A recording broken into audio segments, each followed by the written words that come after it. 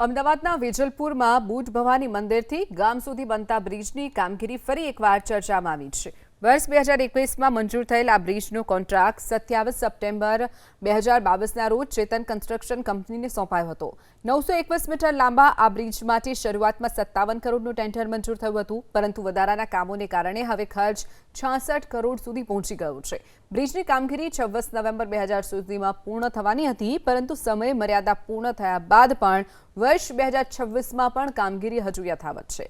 બ્રિજની ડિઝાઇન બનાવવાની જવાબદારી કસાડ કન્સલ્ટ પ્રાઇવેટ લિમિટેડને સોંપાઈ હતી। ધારાસભ્ય અમિત ઠાકરે બ્રિજના વિલંબ અંગે કહ્યું કે બ્રિજની નીચે જરૂરી યુટિલિટી વ્યવસ્થા ન હોવાના મુદ્દે કામગીરી દરમિયાન સામે આવ્યો હતો, જેના કારણે લગભગ 40 જેટલી કેચપીટ ખોલી કામગીરી પૂર્ણ કરવાની જરૂર પડી હતી। વધુમાં કહ્યું કે જો આ કામગીરી અગાઉ ન કરવામાં આવી હોત તો ચોમાસામાં ગંભીર સ્થિતિ સર્જાઈ શકતી, તો 15 ઓગસ્ટ સુધીમાં જ બ્રિજ તૈયાર થઈ જશે તેવો પણ દાવો કરાયો છે।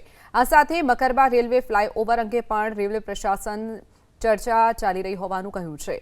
બ્રિજ માટેની સામગ્રી આવી ગયા બાદ મકરબા બ્રિજની કામગીરી પૂરજોશમાં શરૂ કરવામાં આવશે।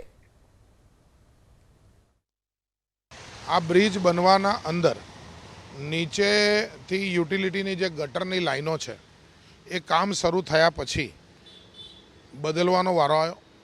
એના ટેન્ડર થયા, એ ટેન્ડર થઈ અને બનવામાં એ આખી પાઇપલાઇનને 2 વર્ષ જેટલો સમય લાગ્યો, જેના કારણે એ બ્રિજ 2 વર્ષ નવી ગટર લાઈન નાખવાના કારણે મોડો થયો।